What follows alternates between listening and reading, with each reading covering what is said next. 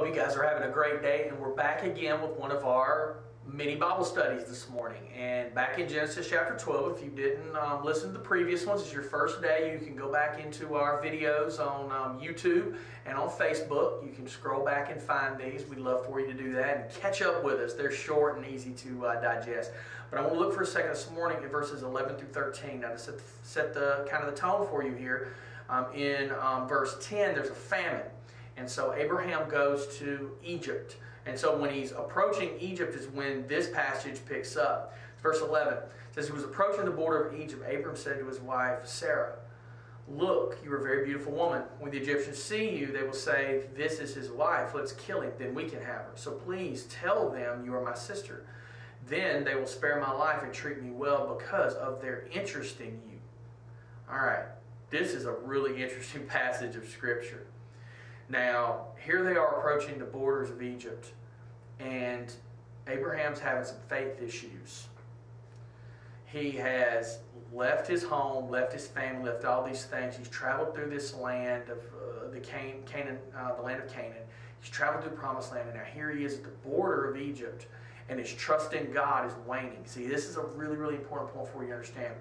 Your faith and your trust in God at one moment can be up here, and then as your circumstances and things change, it can drop and be down here. Just because you get it right in your spiritual life one time, just because you get trust in God right once, doesn't mean you're going to get it right the next time.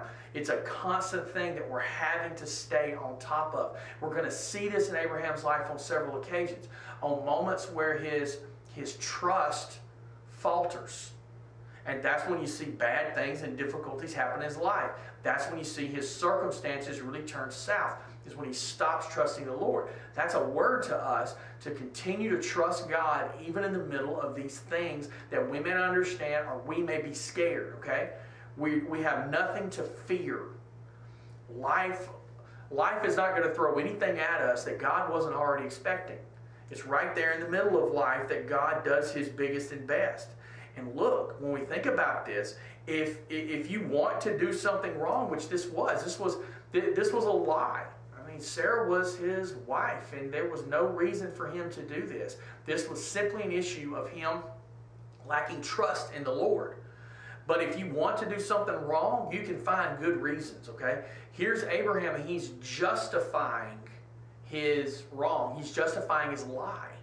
He's justifying telling this untruth.